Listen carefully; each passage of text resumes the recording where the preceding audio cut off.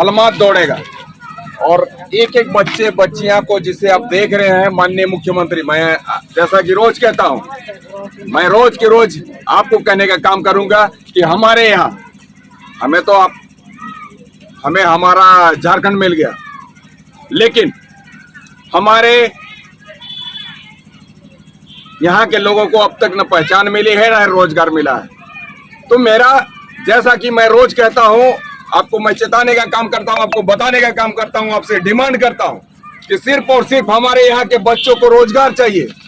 और जो रोजगार अब तक नसीब नहीं हुआ, हमें हमारी पहचान नसीब नहीं हुई, एक एक बच्चों में टैलेंट रहने के बावजूद हमारे टैलेंट को कुचलने का एक साजिश किया गया इन 22 वर्षों में।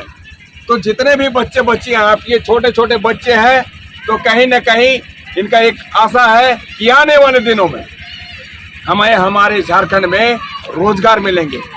अभी क्या होता है कि हमारे यहाँ के जितने भी युवा हैं, युवा जो लोग हैं, हमने जब जानना चाहा कि आखिर सहायता के जो युवा है वो आखिर कहाँ पर है, इनके जरिए कहा गया कि हमारे यहाँ पर रोजगार का अभाव है, जिसके कारण हमारे यहाँ के लोग बाहर जाके, कोई तमिलनाडु चला जाता है, कोई कर्नाटका जाता है, कोई महाराष्ट्र जाता है, कोई पंजाब जाता है और जाकर बाहर काम करता है।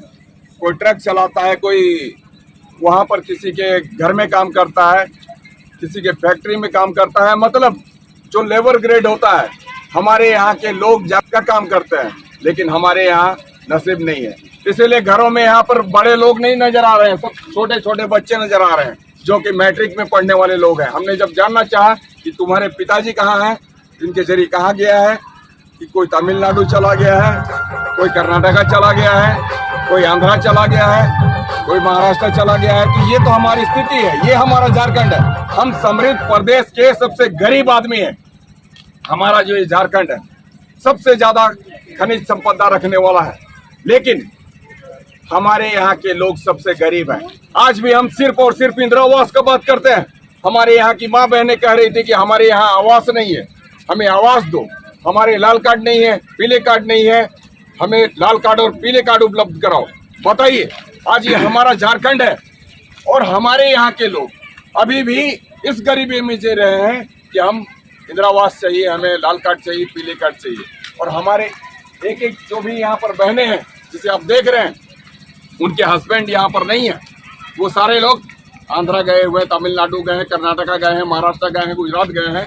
तो ये तो हमारी स्थिति है। मतलब क्या हम लाल कार्ड और पीले कार्ड के लिए ही हम जीने को मजबूर रहे? क्या हम सिर्फ इंदिरा आवास की आस रखें, या फिर हमें रोजगार चाहिए?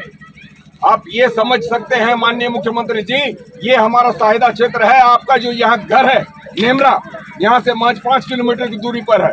तो आपका ये घर नेमरा और हमारे यहाँ की स्थिति क्या बनी हुई है? मतलब आप अपने घर का विकास नहीं कर सके हैं, इस झारखंड का, प्रदेश का कैसे विकास करेंगे आप? ये हमारी स्थिति बनी है। और कहीं न कहीं इन 3 वर्षों में ये जिम्मेवारी आपको तय करनी चाहिए थी कि हमें हमारा झारखंड विकास कैसे करना है, लेकिन आपने नहीं तय किया। तो तकलीफ की बात है, हमारे यहाँ के बच्चियाँ भी आज बाहर जाती हैं मैट्रिक इंटर पढ़ने के बाद में, और वहाँ भी उसका शोषण होता है। हम बता दें कि हमारे यहाँ